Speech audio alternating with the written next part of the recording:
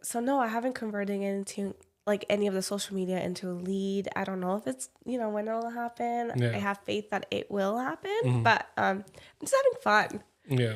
There's a lot of fun things you can do in our job. Like, it's cool. You can go to events and you're working, but you're not working. Yeah. It's just you are working, but at the same time, it's all about connecting with people.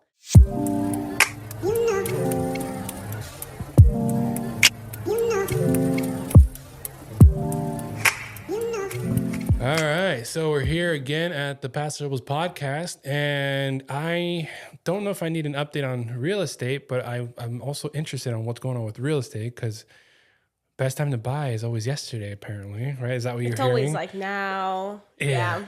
So I'm here with Valeria, and what's your last name? Genoves. I kept saying G, like G, Yeah, I always say Genoves because nobody can really pronounce it, but it's Genoves. Mm-hmm. Valeria Genoves. And one day when if I ever talk to your parents, I'm like, how did you decide the name? Because it's very unique. Valeria Genoves. Yeah, no, it is. And I mean, I also work at a bar. Yeah. And so like Valeria is really hard for people to pronounce. So do they just go with Valerie? So I always say Val because honestly I'm like, it's not Valerie and it's not Valeria, but it's, so Val's fine. Yeah. So you're in the real estate world now. How long have you been doing that for? I'll be 2 years in August. So not very long. What made you decide to get in the real estate world? Because you still bartend. I'm guessing that pays very well, especially in Paso when most of the drinks are like $30. Yeah. So I work at an all cash bar, so it's easy. I've been there for 5 years, and that just kind of got me to go into real estate because I'm like, I don't want to be here forever. Yeah. I mean, boss, I love you. I don't think he'll see this. Yeah. He's kind of old, but I need to get out, and that was my motive. Yeah. Mm-hmm. So, and is it okay if I say where you bartend? Yeah, of course. So you said Pine Street Saloon. So that brings up a whole other set of questions for me because we'll talk about real estate, we'll talk about Pine Street Saloon, we'll talk about your life, we'll talk about moving here at 5 years old from Mexico, like whatever you want to talk about, like, we'll figure it out. But Pine Street Saloon, they were on Ghost Adventures. We were. Yeah. We were. So do you believe in ghosts to begin with? Yes, I actually. So Pine Street has an upstairs, and that's where they say it's mostly haunted. Yeah. And I will not go up there because I believe in ghosts. And nothing's ever happened to me, thank God. But I try not to even be in that situation where something could happen to me. Yeah, because I remember when they had that episode, and I watched the whole thing through, and they even had cameras in the downstairs, like, bar area, whatever, and they saw like little movements of like on their monitors and stuff like that. Like, oh, there's somebody on the stage. What did you think about it? I thought it was cool. Like for me, it's like every time I walk by, I'm gonna look up at that window that they were mentioning and be like, oh, somebody's probably looking at me, whoever it is. No, I thought it was cool. I actually worked the day that it premiered. Okay. And my boss was super happy about it. We played it all night at Pine Street. All night, and oh my God. I think we were expecting a bigger crowd, but we actually didn't get that many people. And so I kind of watched it. I'm not going to lie, I didn't watch the whole thing. It was because I was working.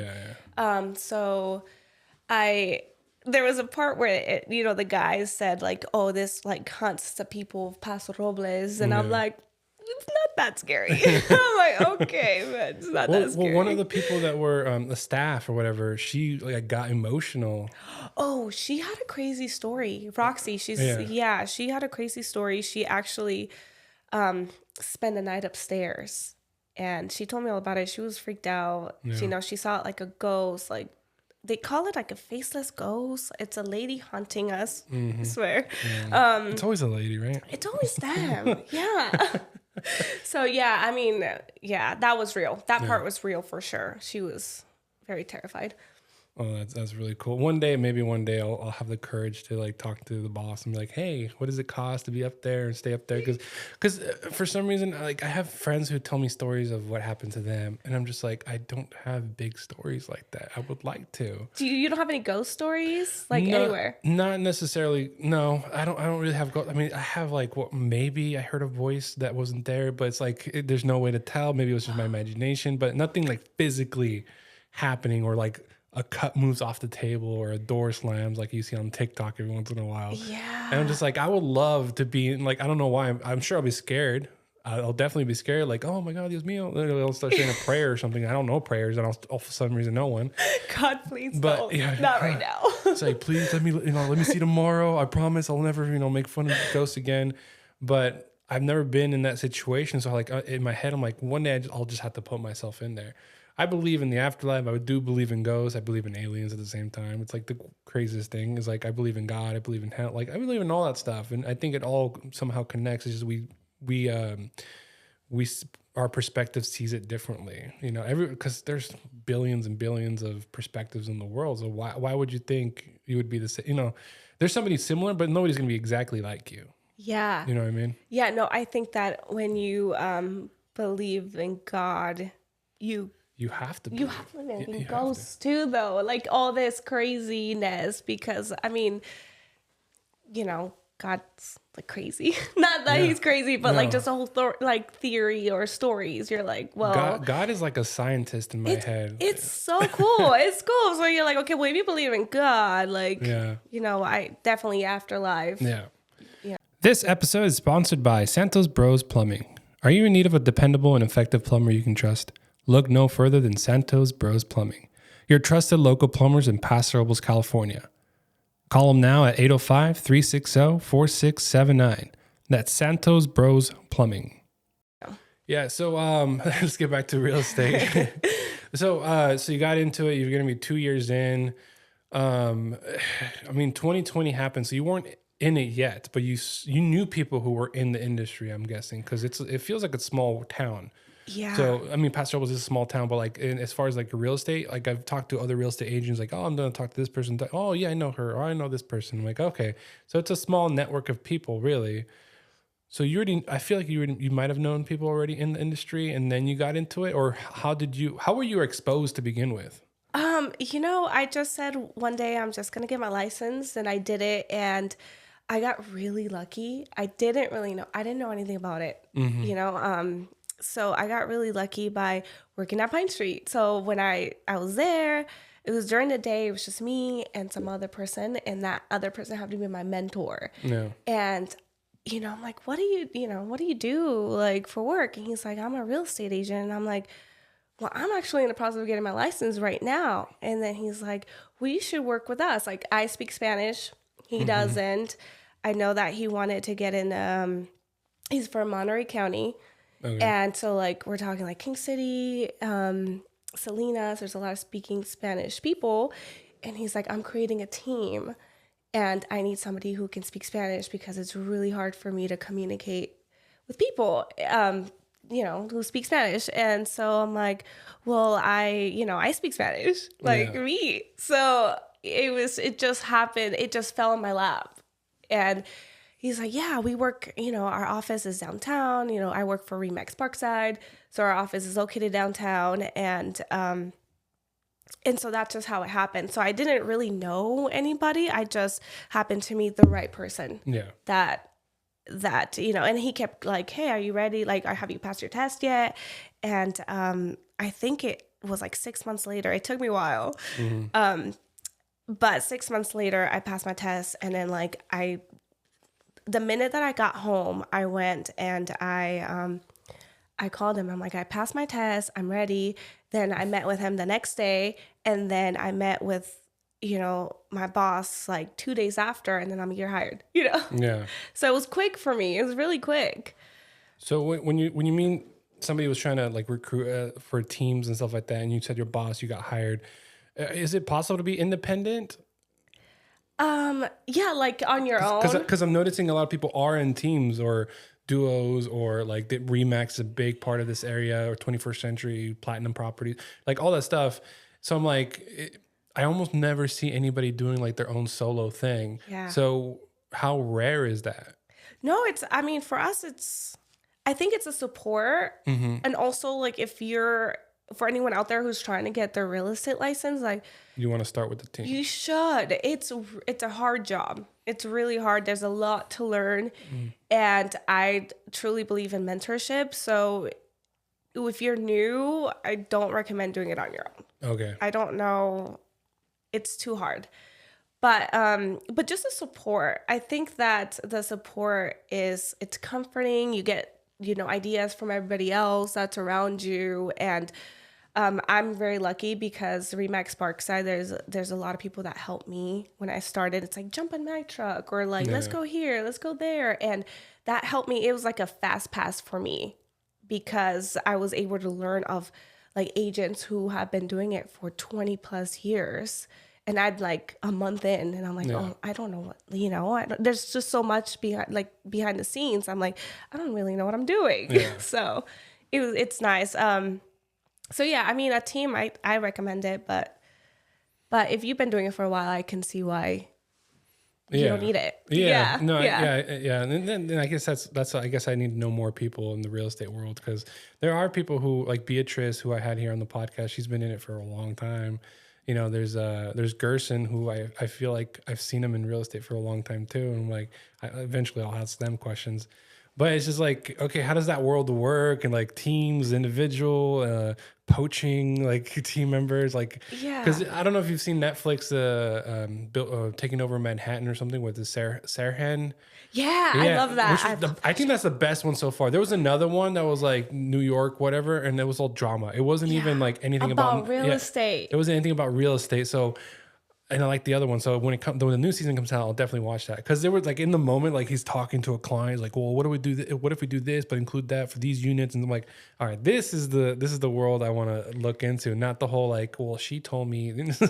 Yeah. Oh, right. The drama part. Yeah. This episode is brought to you by Rad Scooter Deli on 6th Street. Craving something delicious in Paso Robles? Rad Scooter Deli on 6th Street has you covered. Enjoy tasty sandwiches, fresh salads, and smoothies like the Banana Nut Blast, my personal favorite. Kick back on the covered patio, sip on a cold beer and wine, and enjoy the easy parking. Order online for pickup or dine-in. And here's a treat. Use promo code PODCAST for $5 off your next order. That's PODCAST for $5 off your next order. Open daily from 6:30 a.m. to 4 p.m. Rad Scooter Deli. Local flavor, fast and fresh. No, I mean, that's a cool thing about having a team, like a teammate or a team. Yeah. And some people operate differently. Like for some people, they like do it together, or some people it's just about support. Yeah. It's like bouncing ideas off each other. Like, I work with Steven, he's my partner, but I also have a couple other people on my side that we work together. And it's always like, hey, what should I do about this? Like, or, just dilemmas, because we always have, you never know, every deal is different. Yeah. And so some people maybe have experienced that before, so you just call them and it's like, I need help, like what is the best way to go about this deal? And it's just nice. So what was the first house you sold? I'm guessing you have a few under your belt. So the first house, you don't have to say the address or anything. Okay, well, one of them was, they were both kind of together. One of them was in Salinas, and I think I closed within a couple days apart. And then one of them was in Paso, and that's what I'm talking about with like teammates and like having good coworkers on your side. So the one I closed in Paso, they're my regulars at Pine Street. So I keep saying like, thank God for Pine Street. And, but the one in Salinas was from my coworker who like helped me a lot. And she was like, we're going to get your first deal.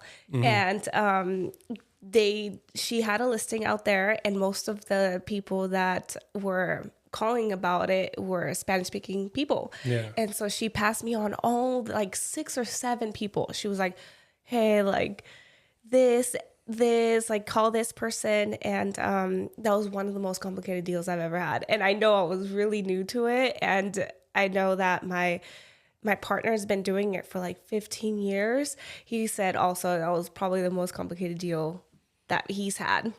Which is very interesting, because Elizabeth Gutierrez was our realtor for our first house, and she told me the exact same thing. For my first experience, that was one of the most awkward, not awkward, the most odd things that were happening. Like the seller wanted proof of funds, which is the weirdest thing, because why would the seller need proof of funds if we're going through like a mortgage or like a broker or whatever, right?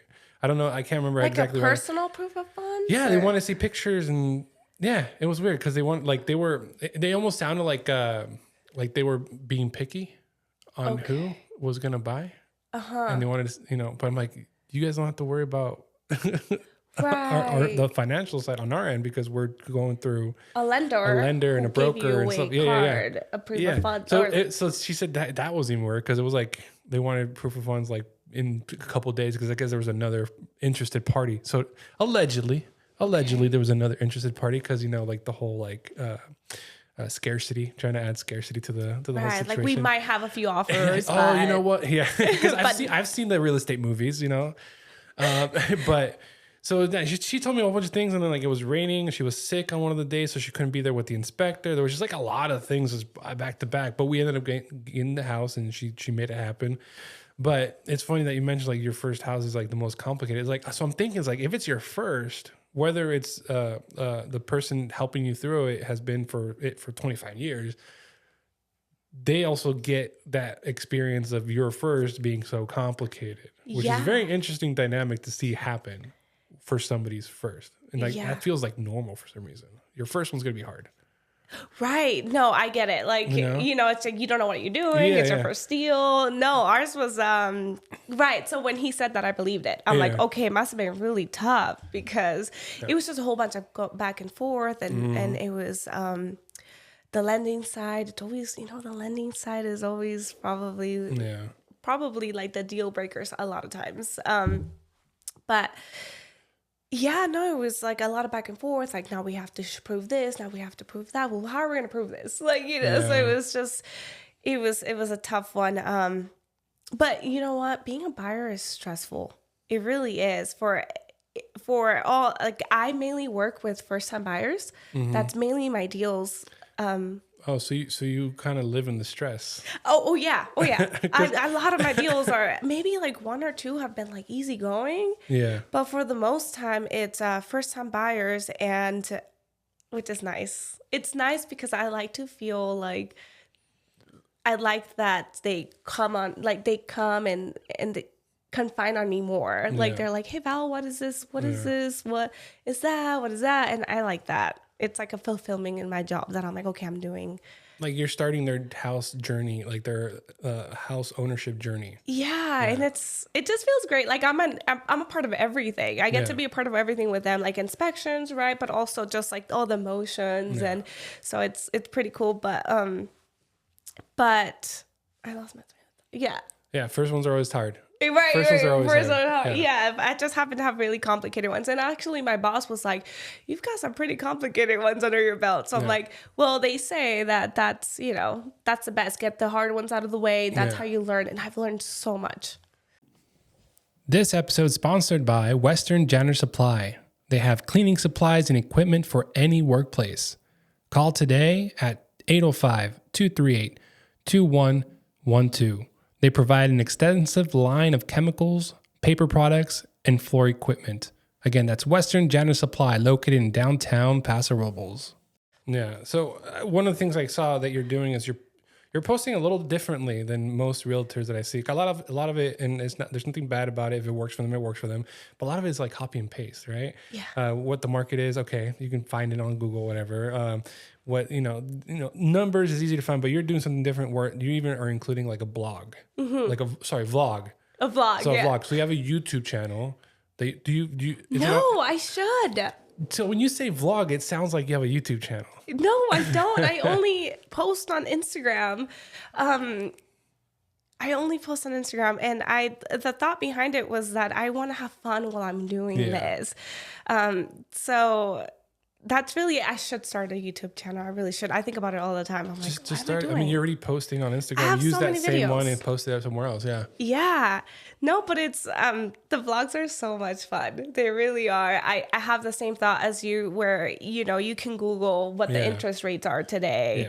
Yeah. What do you have to do to sell your house? Like it's, you know, you can Google a lot of that stuff. So, and posting is hard. You have to think. You know, it's a whole other job. I mean, so this is what I tell people. If you can't create, you document. Because every day you're doing something. Right. Just document. And I think that's what you've kind of been doing a little bit more. And I feel like even like driving to something, showing the house, obviously that's a given because you're a real estate agent. You want to show the house. But like the little stories you told me like about being the first time, like helping first time home buyers, that's a big thing for me.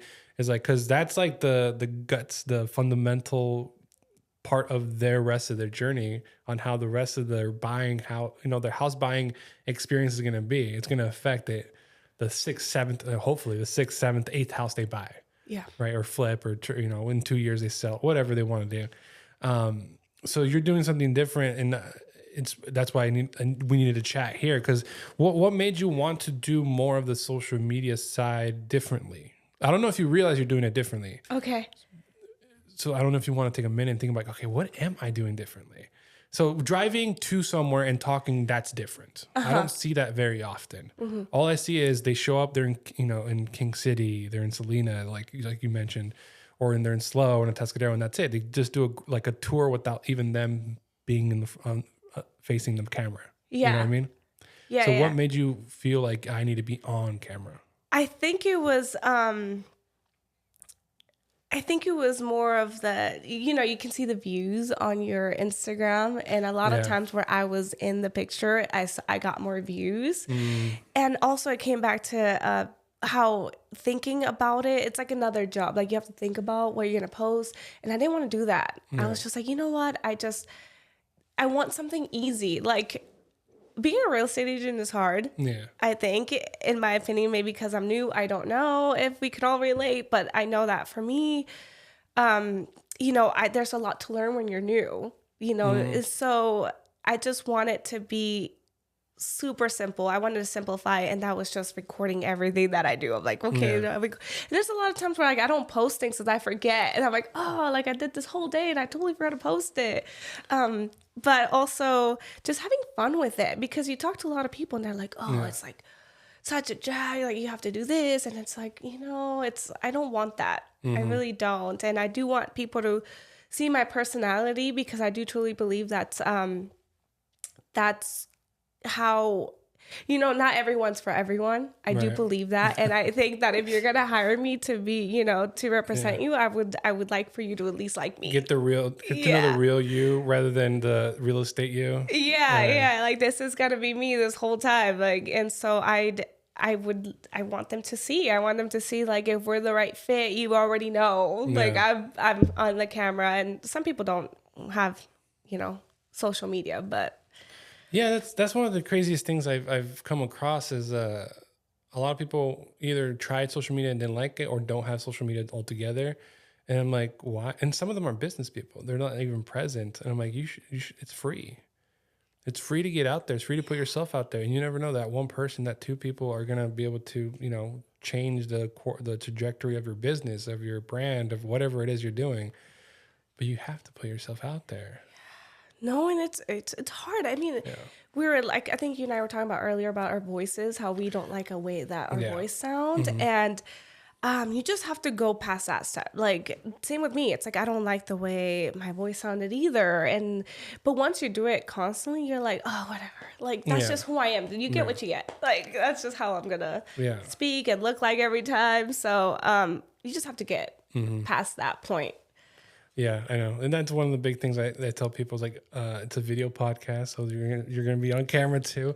And they like start like fixing their hair like kind of you did and stuff like that. I'm like, no, you're fine. Like, but it's just one of those things where like, I don't know. It's like, for me, it's like yesterday I recorded an episode with a young fella. His name is Dustin. He's Tristan. Oh, man, I'm gonna say Tristan.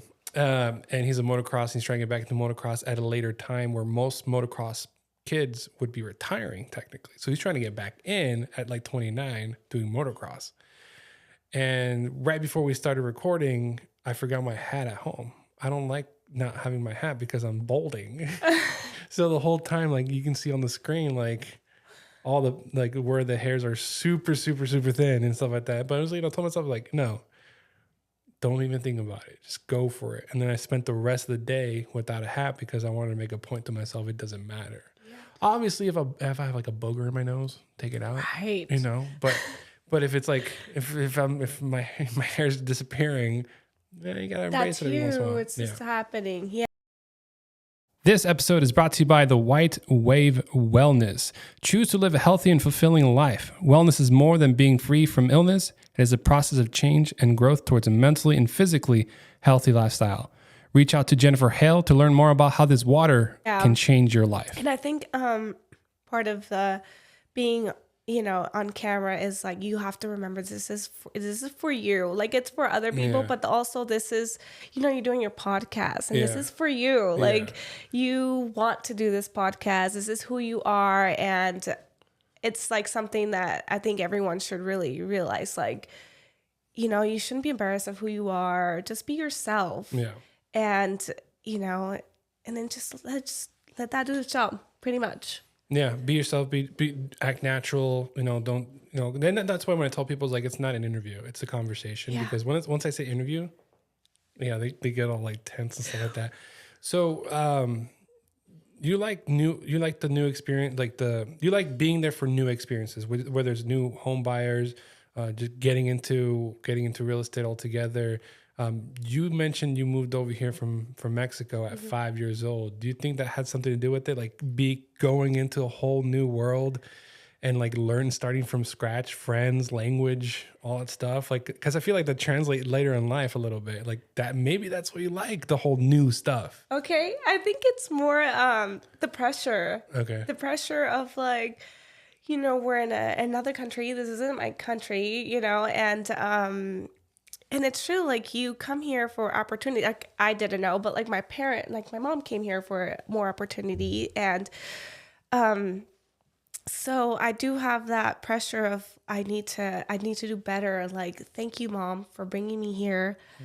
Mm-hmm. Now I have that pressure where like I want to take care of her. And I just want to do better all around. And for me, like doing new experiences, I think that happened 2 years ago. Where I was like, somebody told me this, where you have to be in situations that are uncomfortable to, I should remember this, but it's like, put yourself in uncomfortable situations to better yourself. To learn, I think to grow. I'm saying that wrong, but yeah, just. The thing I say is like, do things other people won't to have tomorrow what other people don't. Okay. So it's putting yourself, it's giving you that. There's even books like Slight Edge where every single decision point like kind of pushes you in a good or bad way.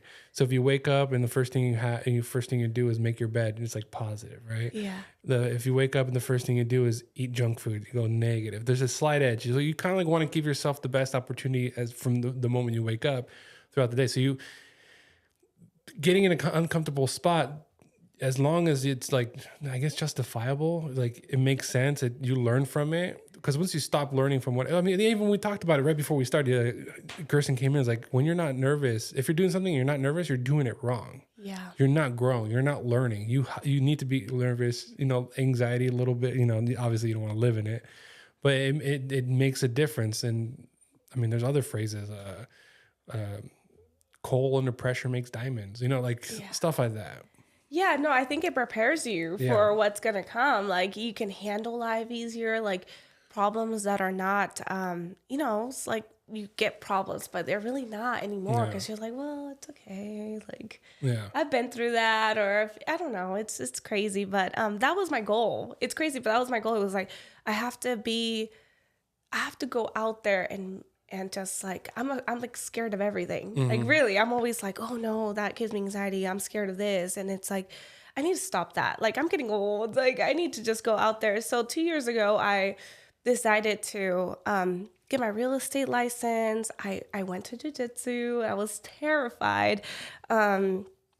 I did, what else did I do? I did skydiving. I did ziplining. I'm like, I need to just, there's certain things I think in life that you're like, I need to do certain things before I die. I don't want to just be in this comfort zone. Like, I have to explore. Do you have like a bucket list? How are you deciding what to do next? No, I don't actually. I'm just like, yeah, that scares me. So I'm going to do it. There's certain things that I wouldn't do.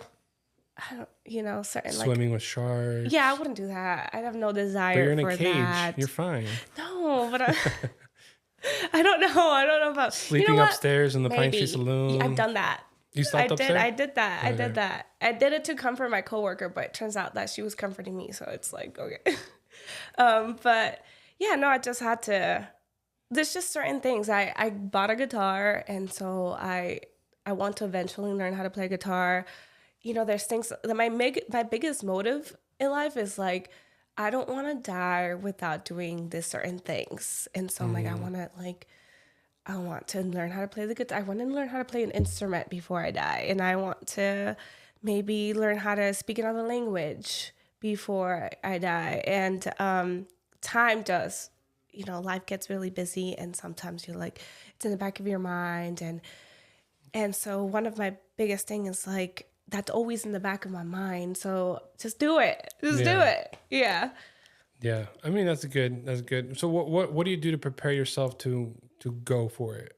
I mean, obviously the one thing you have to do is go for it, but what else do you do? Like financially, obviously a lot of people think, oh, it's cost too much money to do this. Like, how do you justify everything? I'm terrible. I just do it. Like if somebody, it's crazy. Like ziplining, it was just like, do you want to go zipline? I'm like, sure. Yeah. It was like, do you want to do this? Okay, fine. Like I'll try it. It's more like I'm very like that. I'm very like, you know what? Let's just do it. Let's just get it done. So I don't really prepare myself for that stuff. I'm very just like go with the flow. Like, what's the worst that could happen if I do it? No. So, is there somebody out there that is asking you these questions? Hey, do you want to do this? Hey, do you want to do that? I think it's just friends. Friends? So, for skydiving, my stepdad actually has been doing it, like has been wanting to go for a while at that time. And it was his birthday and he was like, nobody wants to go with me. Everyone's too scared. And I'm just like, you know what? I'll go with you. Yeah. Like, let's do it. And ziplining, same thing. So jiu-jitsu, same. Like my friend was like, I'm doing jiu-jitsu and I love it and you should try it. And I'm like, you know what? Yeah, like let's just try it. And then I loved it. Like first day. I think that's one of the sports where like that you like it the first day. And once it's just so addicting. It really is. I feel like I'm not flexible enough, like with my ankles to do jiu-jitsu. I'll get they'll do a leg lock real quick or ankle lock real quick, and I'll tap out so quickly. Because there's a lot of movement and flexibility to do with jiu-jitsu, and I'm just like, I feel like I'm going to be stuck in one spot. Or like... all of us. Because I've gone to a chiropractor and he goes, just relax. And he tries to pop me, and I'm just like, I am relaxed. I'm like, no, you're not relaxed. You're so tense right now. I'm just like... I feel relaxed. I don't know what you're talking about. It's like, am I just a big dude? Like, whatever. So for me, it's like, okay, maybe sumo on my, like, I could do that. But I'm making fun of my weight right there. But it's just, no, jiu-jitsu is cool. I've seen a lot of like rich people starting to get into jiu-jitsu. Mark Zuckerberg got into jiu-jitsu. Mario Lopez is into jiu-jitsu. Oh, really? Yeah, and I'm like, is there something going on? Like you're gonna have to learn how to fight for like post-apocalyptic world or something. Wait a second, you gotta prepare yourself. Am I missing something? It's just weird. And I don't know if it's just like a trend that's happening because I know that there's a jiu-jitsu here in Paso that opened up off of the 46. I don't know how long ago, but there's one there, and I think I saw another one in Pescadero or something. Yeah, no, I go to Paragon, which I love it. But and maybe it's social media. Maybe like everybody started seeing all those videos. I know like Joe Rogan talks about it a lot. He talks about it all the time. Yeah. And he got really popular. So it's like, well, people are listening. And there's just a lot of benefits towards it. Like I'm a lot calmer at the bar. I'm like, it's okay.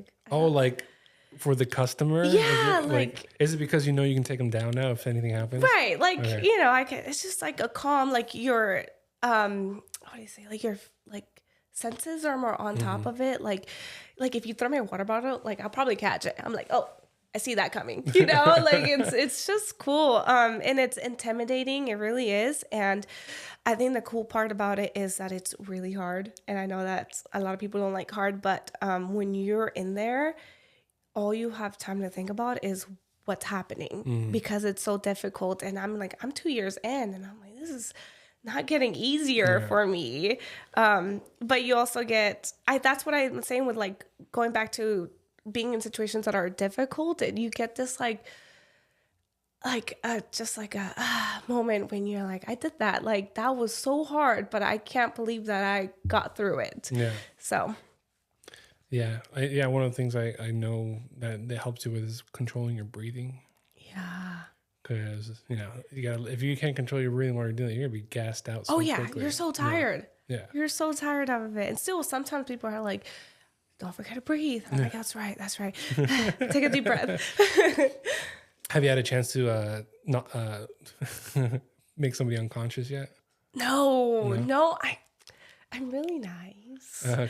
And a lot of times I'm always like, should I?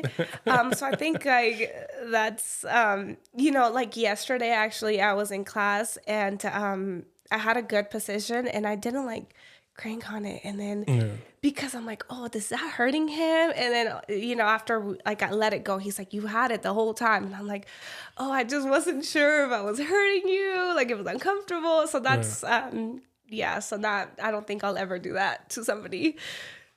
Wow. I remember accidentally putting my brother in a guillotine and he went out for some seconds. Yeah. Was it like a prideful thing? Was he like, stop? We were getting an argument. It was over something dumb, and I know exactly what it was. But I remember like we pushed each other, and I went for the guillotine. It was like a real fight. Yeah, it was a real fight. Like I don't know how he got under my arm.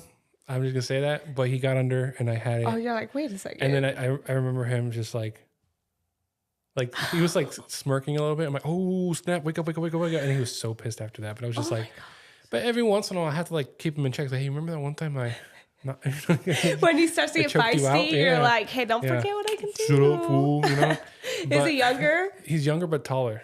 Okay. So he's a bigger dude than me. Yeah. And I'm just like, hey, you're still younger. I will still, choke you out, man. Yeah.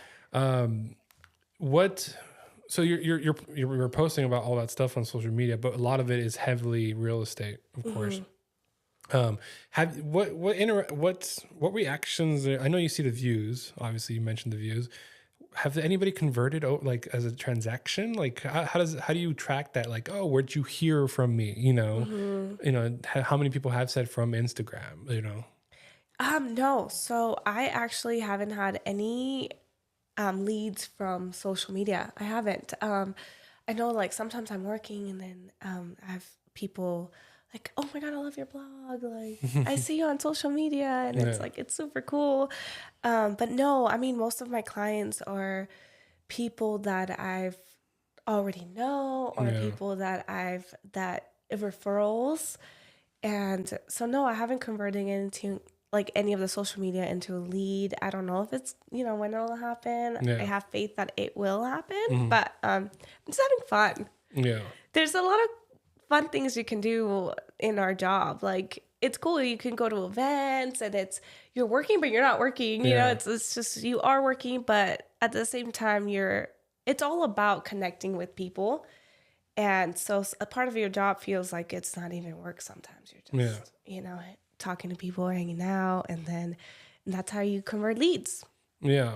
Yeah, I saw one of the properties you had, and I mentioned this on Instagram. I was like, that'd be so cool. It's that multi-office place or whatever on 21st. And I'm like, that's such a cool spot to be in, especially right next to the fairgrounds and stuff like that.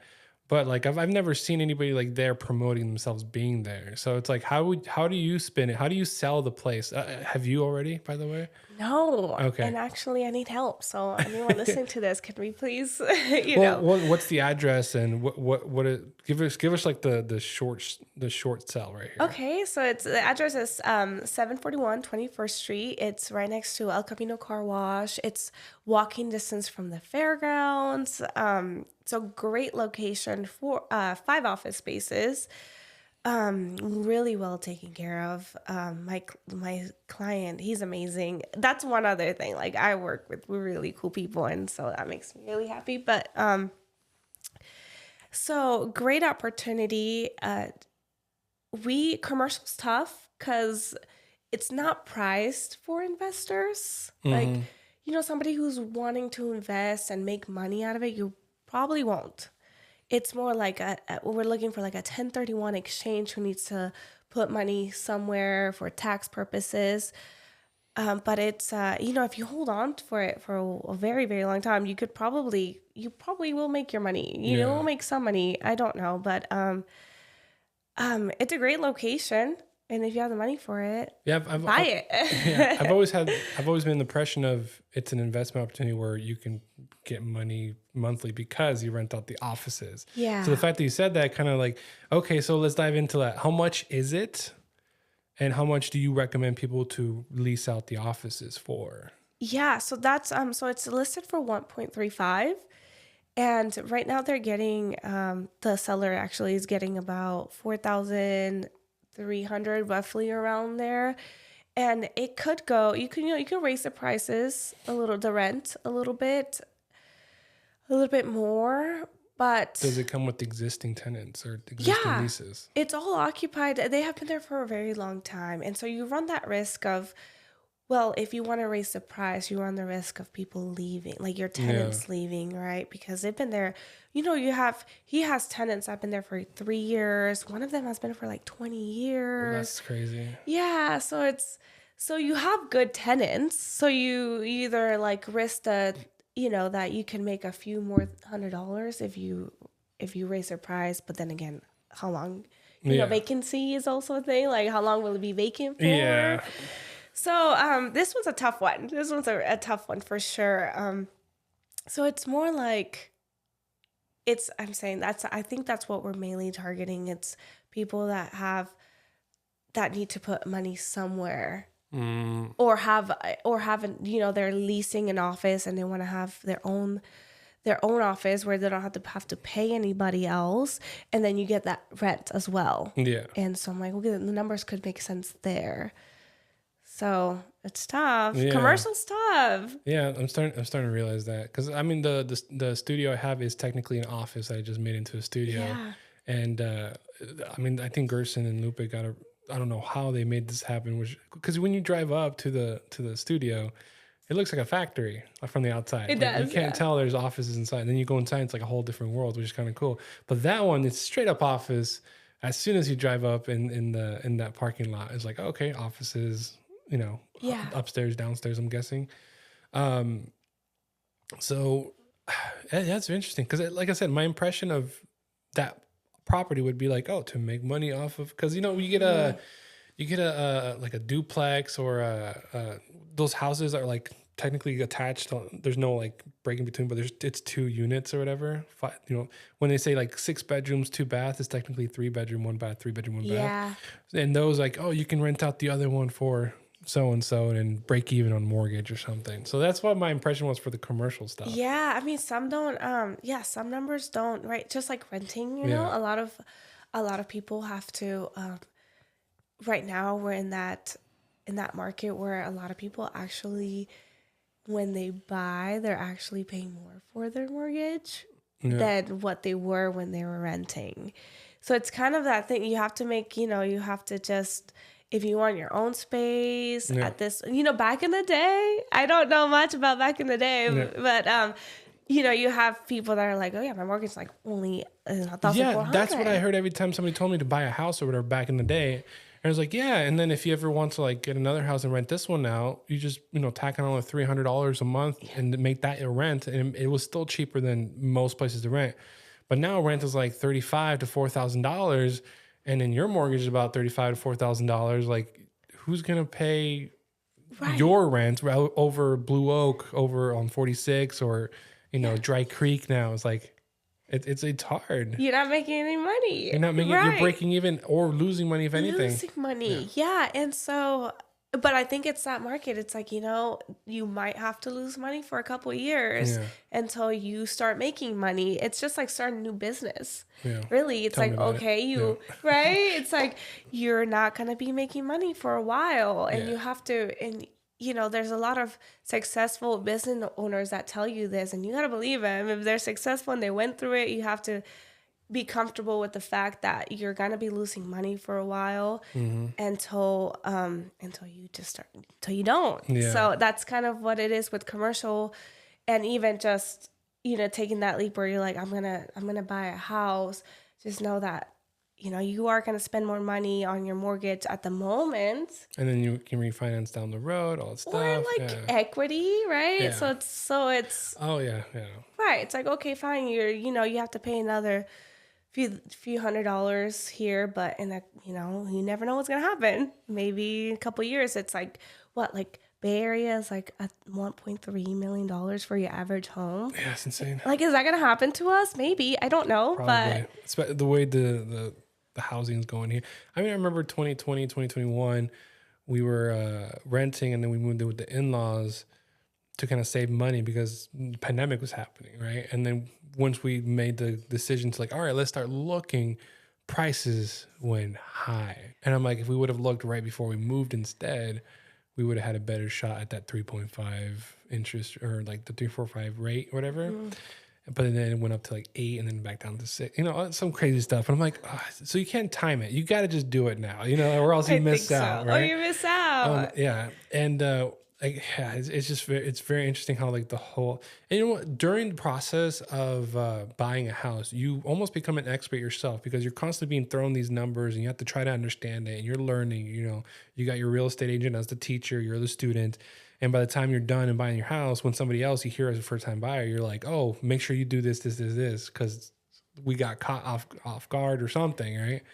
So I guess what my point with that statement is, you have to teach a lot of people the realities of things. I mean, you're telling me commercial isn't as prosperous as the Netflix show that we've been saying. Even renting now, buying a house to rent out, isn't as profitable as one might think right now.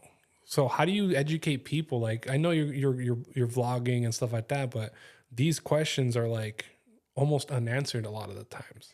I think we're at the point where, or we're living in a moment where, again, you have to make sacrifices. Mm-hmm. And if you do want the house, you want your space, just know that this is a sacrifice you have to make. And it's Well, that's the thing about sacrifices. And I'm kind of playing devil's advocate here, right?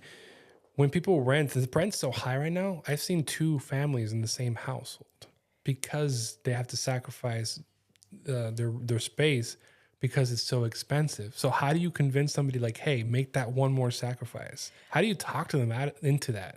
I don't. I really don't. Yeah. I always say, if you're comfortable, do it. But if you're not, don't do it. Yeah. Just, you don't.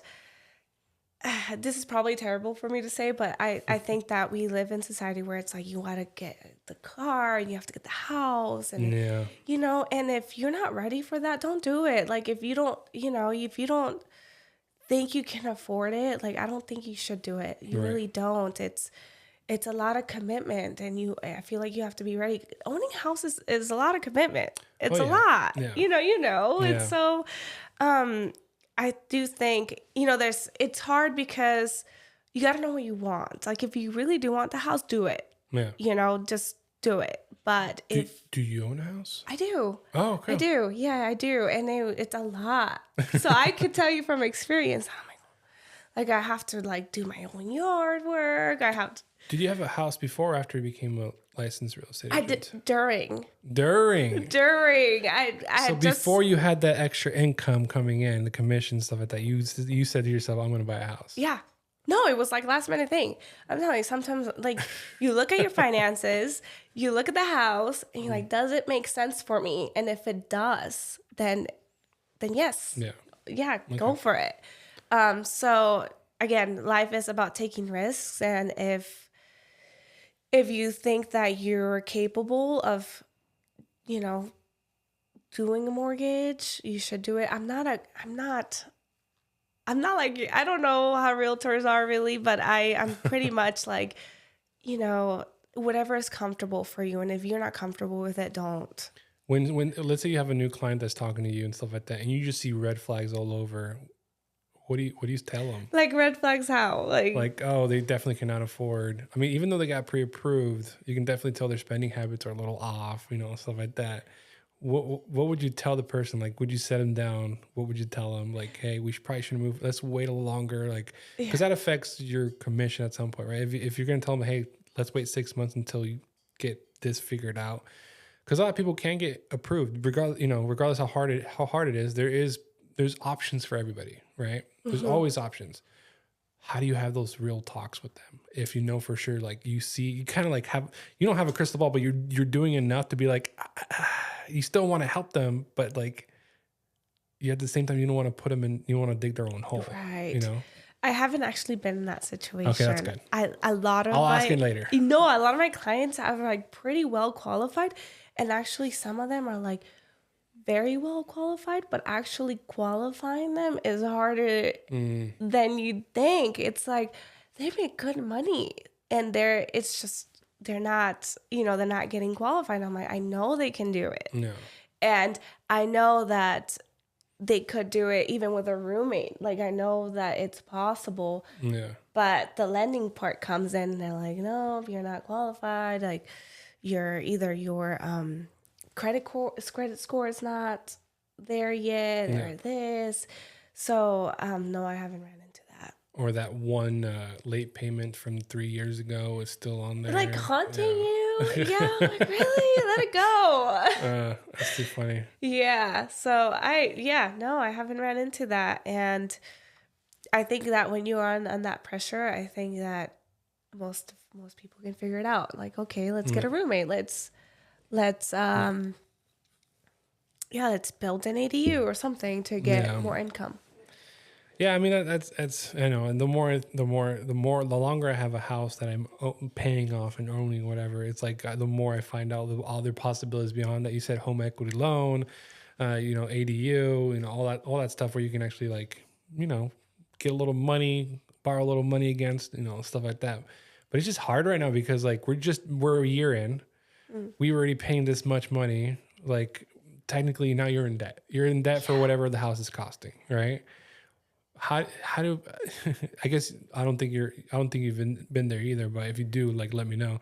How do you talk to people about a home equity loan if they need it? How do you talk about, hey, reach out because there's grants right now for ADUs? Like, how do you provide that information just so they have it? And then how do you when they approach you, how do you decide, oh, I can help them or not? So a lot of times, I have a lender that I use quite often. I recommend most of my clients to use it, and we partner up and we talk to them like, hey, there's this like we look at all our possibilities and we're like, you can do this, but like there are, like, I've had a deal that closed not too long ago where he owned his house.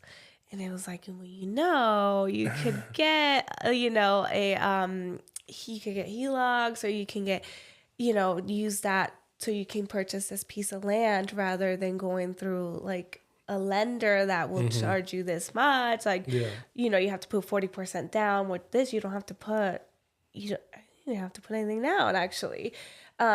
So it's just a matter of just like educating them and telling, how it works, because you'd be surprised how many people don't know. Like, and it's also the trust. Like, you have to have that trust where like, is this for real? Like, can I trust them? So that's, I'm lucky because, again, I've worked with really cool people that like, I love them and I feel like they love me back. And a lot of times they'll trust. It's like, you have to trust your realtor. You have to trust your lender to guide you. And so it's been easy on that part for me, for sure. Well, that's good. That's lucky. Yeah, no, I'm very lucky. I am. I'm, and that's why this job is so fulfilling, I'm so thankful that the people I work with trust me so much that we could give him like 3 scenarios and guide them. And it's just like, it's easy to guide them because we all, we always want the best for our clients, like, with the best possible, like the possibilities. So it's nice to be like, look, trust me, like this is the way to go. And they're like, okay, like, I trust you. Let's do it. So it's nice. Yeah. So where can people find you for this information? Like on Instagram, and obviously, and I think now you're gonna make a YouTube video. I'm guessing I should. I really should. A lot of times it's phone calls. Okay. Like I when people reach me, because I do have people that reach me on social media, and a lot of times I'm like, hey, let's just like schedule a phone call or a coffee meeting because I feel like that comes across better. Like you can understand it better if we're speaking in person rather than like, text messaging. It always, even if you're fighting, like it always comes off like not what you wanted to say. Yeah. So I always in person is always best for me. Even just a phone call is always better. Do you want to see your number on here? Yeah. Go for it. So no, you can reach me at 805-212-6387. Yeah. I don't know if I'll put text on there, but the captions when it's on the YouTube, it shows up anyway. Oh, so you do have a YouTube channel? Yeah. So Paso Robles podcast is available on YouTube, Spotify, and Apple Podcasts, and iHeartRadio, but nobody goes on iHeartRadio anymore. Right, but anywhere you can find a podcast, it's on there. So it's a video and audio podcast, however you decide to listen or watch it. And then I make little social media clips out of these and put them on Instagram. Oh, okay. So I have a question for you, actually. So I noticed that your page is Easy. Yeah, so I got to change it back. It was Paso Robles Podcast Studio by EasyF Media, but it was like getting cut off when people were like trying to find it. I don't know. It was like aesthetically wasn't like great. It was too long. Okay. But I started like under the umbrella of EasyF Media. I have the Paso Robles Podcast Studio, Paso Robles Podcast, and then anything else I do under a podcast situation. So technically it's EasyF Media as the parent company for my stuff. Okay. But the website says Paso Robles Studio. The podcast says Paso Robles Podcast. So it's just easier for me to be like, all right, Google Paso Robles Podcast and this stuff will pop up. And so what's the Easy? Oh, Easy F is the first letter of 805. So 805. Oh. No. I was so curious. I'm like, what does this stand for? I was trying to come up with something that reflected where I grew up, and but there was already 805 beer. There was already 805 this, 805. There's a lot of 805, and there was a lot of it's just something similar. So I'm like, I'm just gonna take the first letter of it, EasyF Media. And I'm like, okay, that makes sense. That way if I go somewhere else, I can just reference it as EasyF Media and just call it that. Because there's a lot of media companies that are called random things like somebody can call it Tweety Bird Media, Okay. And they're just a media company. Oh yeah. It has not, do they have a Tweety Bird as a mascot? I don't know. It's just you can call it whatever you want. So when people are trying to come up with like a company name, I usually ask them like, oh, what do you do? What do you do? What do you want to do? And stuff like that. And he goes, okay, so let's say for you do real estate or whatever, and your technically your company name right now is Through Remax, Team whatever, right? But what if you wanted to break off on your own? What would you call yourself, right? Right. VG. I mean, I have that. Yeah. I mean, I have my own logo, actually. Oh, you have your own logo? Well, you're at the show today. I almost brought you a hat, but I forgot. I'm collecting hats at home. Yeah. Okay. I'll bring you one. I'll stop by. But no, I think that your logo, your name is very important. So I have a VG on my logo and then my first and last name. That's it. Simple. Yeah. And we don't actually have a team name, so it's nice. Okay. So I just promoting yourself is a huge deal. So, but I was super curious because I saw that. I'm like, what does that stand for? Yeah. So, as far as promoting and marketing yourself, how do you promote and market yourself? Like actual money numbers. Like, have you posted anything and boosted on Instagram? Have you? I know you have business cards. Obviously, that's an investment there. Like, is there anything else you're doing? No billboards yet, No. Okay. I am thinking about a billboard. Oh, my goodness.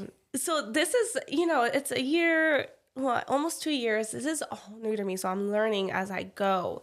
And so I've done hats. I just ordered this morning, actually. I ordered stickers and I ordered, I have sweaters already. I ordered. And this is stuff to give out. Just to give out. And to your clients who close as well, I'm guessing. Yeah, just to give out. I mean, so I just give them out, and I'm thinking about a billboard. I did Zillow. Oh. I did Zillow. You signed up for Zillow? You know what? Zillow's not my thing. It's just not like sometimes I'm in the middle of like I'm working out and I try to plan my day and I'm working out. But Zillow, it's like there's no planning. You're like, you get a call randomly and you're like, I have to pick it up. Like I have to, as realtors, we have to pick up our phones. Yeah. So I'm like in the middle of the gym and then so I'm learning. So basically it's things that work and don't work. And for me, like Zillow is not one of them. But hats are really cool. I think that was one of the best investments I've made. What do you think? I have a couple. I'll tell you after because like I like to tell people in person. But I have a couple ideas for you that I can definitely share. Okay. But I'm always curious because like how you guys putting yourselves out there, especially with so many real estate agents already out there, right? You're trying to stand out. Which you're already doing something I believe and that is vlogging. Mm-hmm. I don't see a lot of real estate people vlogging. There might be, like I said, a tour of the property and that's it. So if anybody wants to do anything different, like look at Valeria over here and like do that. But one of the things I'm always curious about is like the marketing part. As far as you're still working at Pine Street and you're doing real estate, so how are you coming up with how much you want to invest in yourself? You just do it? I just do it. I mean, I'm very fortunate. I don't have kids. I do have a mortgage, so that's that's I have to work. But I just do. I'm a firm believer of like reinvesting in your business constantly, and so I'm constantly doing that. And one of the fun parts about my job is learning how to market myself. Yeah, and so that excites me. And so I'm just learning as I go. I don't really watch any YouTube videos, which I should. Sometimes I'm working and then I'll tell my customers at Pine or whoever, I'm like, what should I do? Like, what should I do to market myself? And they're like, start a podcast. Right. You know what's crazy? I don't have a lot of time. So, but when I first started, I have my sign. I have like a picture of me and my coworker, and we were going to start a podcast. Like I have my sign ready and I'm like, we're starting a podcast. Like it hangs up on the wall kind of thing? Yeah, it was going to be called... I mean, it would look real good right there. Yeah, it's... I know, I'll bring it by for you, but it's keeping it realist. Okay. And so... and it's green. I'm obsessed with green. So I made it green. And we were going to do podcasts every Thursday or something, but you're a realtor. You're all over the place. So I told you before we started the show, I'm trying to do something for realtors and kind of monetize it a little bit, but not like too expensive. Is have like a segment where I bring realtors in and do it that way, right? Because I've had interested realtors want to start a show, and we'll get back to you in 2 weeks, 3 weeks, 4 weeks, which is fine. I get it. Yeah. And I'll move on to the next thing, but. I'm like, but there's so many people that would benefit from like a podcast style realtor show. And I do have one client, Elizabeth Gutierrez, my realtor. I help her start her show. So we'll be bringing in people there to talk about real estate. So that's where my idea is going. But like, if anybody ever wants to start a real estate show for themselves to promote themselves, I literally take care of everything. Okay. All you have to do is sit down and talk. I like that. Yeah. And I mean, like, props to you because you're right. A lot of us want to start a podcast. But you're all over the place. And we don't ever start it. And it goes back to just do it. Yeah. You just get it done. Yeah. But time, right? Yeah. Time. And so you think about it. You're like, well, I have to do this. I have to do that. Like, do I really have time? And so props to you. Really compliments to you. And yeah, help me. I will. We'll chat about it offline because it ain't free. I'm just kidding. No, I tell people all the time, just start. Like even on your phone, just start. If it's just audio, just start. But thank you, Valeria Genoves, for being here today. This is Paso Robles podcast. And one more time, where can they find you again for Instagram? My Instagram name? Oh yeah. So it's Val_G Realtor. Val_G. Val G. Val G. I didn't realize how that sounded, and somebody pointed out. They're like Val G. I'm like, I guess so. I guess. Technology 805. Okay, cool. Sweet. Thank you guys for watching, listening. Subscribe. I don't do that often. So like and subscribe, comment if you didn't like the show, whatever. Don't comment if you don't like the show. We don't